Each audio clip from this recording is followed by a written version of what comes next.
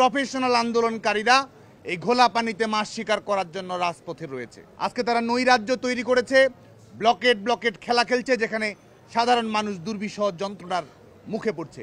আজকে যারা নিজেদেরকে স্বঘোষিত মেধাবী দাবি করছে, তারা কি নির্বাহী বিভাগ এবং বিচার বিভাগের পার্থক্য জানে না? তাদেরকে মেধাবী বলা হচ্ছে এবং কোটা কোথায় প্রয়োগ হয় এ সম্পর্কে তো আমাদের যারা প্রফেশনাল আন্দোলনকারী তাদের তো প্রফেশনালি এইসব বিষয় সম্পর্কে ধারণা থাকা প্রয়োজন ছিল। আজকের এই মিড দ্য প্রেসের মাধ্যমে আমরা বাংলাদেশের ছাত্র সমাজকে ধন্যবাদ জানাই, অভিনন্দন জানাই, বাংলাদেশ ছাত্রলীগের পক্ষ থেকে ভালোবাসা জানাই যে অ্যাপিলেট ডিভিশনের স্ট্যাটাস কো জারির পরে, হাইকোর্টের রায় স্থগিতাদেশ দেওয়ার পরে, 2018 সালের সরকারি পরিপত্র পুনর্বহাল হওয়ার পরে বাংলাদেশের ছাত্র সমাজ সন্তোষ জানিয়ে আপিল বিভাগের পর্যবেক্ষণের উপরে সমর্থন জানিয়ে সাধারণ শিক্ষার্থীরা যার যার শিক্ষা প্রতিষ্ঠানে ফিরে গেছে। তাদেরকে বাংলাদেশের ছাত্রলীগের পক্ষ থেকে, বাংলাদেশের ছাত্র সমাজের পক্ষ থেকে আমরা অভিনন্দন জানাই এবং একই সঙ্গে আমরা শঙ্কার সঙ্গে লক্ষ্য করি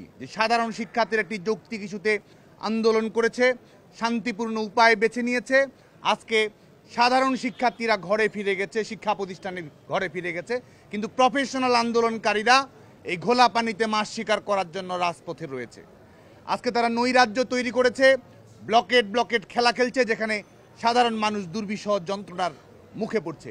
রোগীরা যেতে পারছে না চিকিৎসালয়ে, ডাক্তারেরা রোগীর চিকিৎসা করতে যাবে, সেই বাস্তবতাও আজকে বিনষ্ট করার মতো একটি পরিবেশ আজকে আমরা দেখতে পাচ্ছি।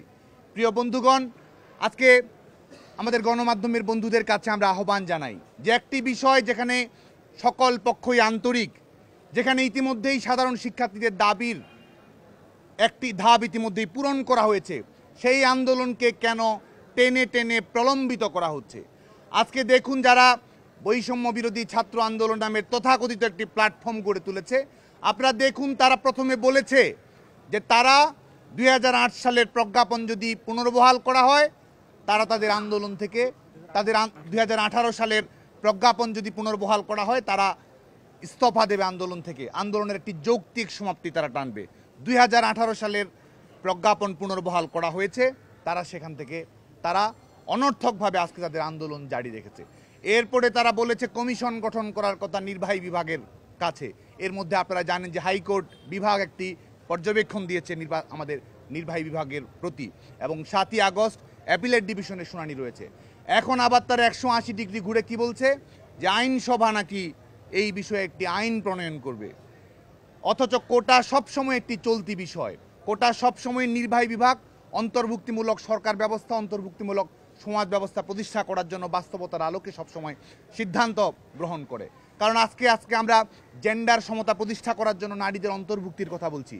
আজকে একটি ইনক্লুসিভ সমাজ ব্যবস্থা এবং সকল স্তরের জনগোষ্ঠীর প্রতিনিধিত্ব নিশ্চিত করার জন্য আজকে ক্ষুদ্র আমাদের বিভিন্ন নৃতাত্ত্বিক জাতিসত্তার প্রতিনিধিত্ব নিশ্চিত করার কথা বলছি।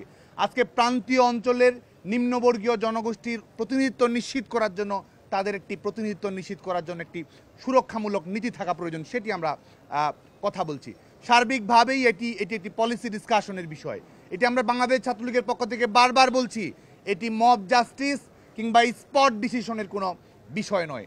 এবং সবচেয়ে বড় কথা যে আমাদের রাষ্ট্র পরিচালনার কিছু মৌলিক নিয়মকানুন রয়েছে, নির্বাহী বিভাগ, বিচার বিভাগ, আইনসভা, প্রত্যেকটিরই সুস্পষ্ট সীমারেখা রয়েছে।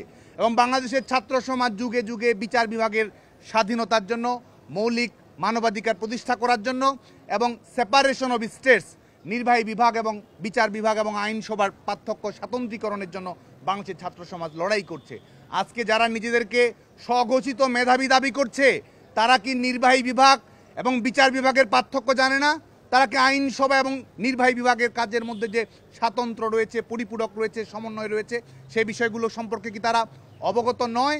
এবং আমরা আমাদের ছাত্র সমাবেশ থেকে আমরা প্রশ্ন উত্থাপন করেছি যে তারা আসলে চায় কি। তারা বলছে কোটা না মেধা, আবার গণমাধ্যমের বন্ধুদের কাছে তারা বলছে তারা কোটা সংস্কার চায়।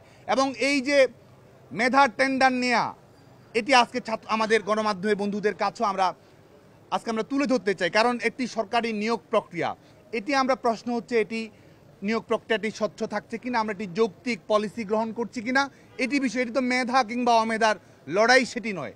এবং গণমাধ্যমের বন্ধুদের কাছে আমরা আমাদের কিছু ইনফরমেশন শেয়ার করতে চাই যে কাদেরকে মেধাবী বলা হচ্ছে এবং কোটা কোথায় প্রয়োগ হয় এ সম্পর্কেও তো আমাদের যারা প্রফেশনাল আন্দোলনকারী তাদের তো প্রফেশনালি এইসব বিষয় সম্পর্কে ধারণা থাকা প্রয়োজন ছিল।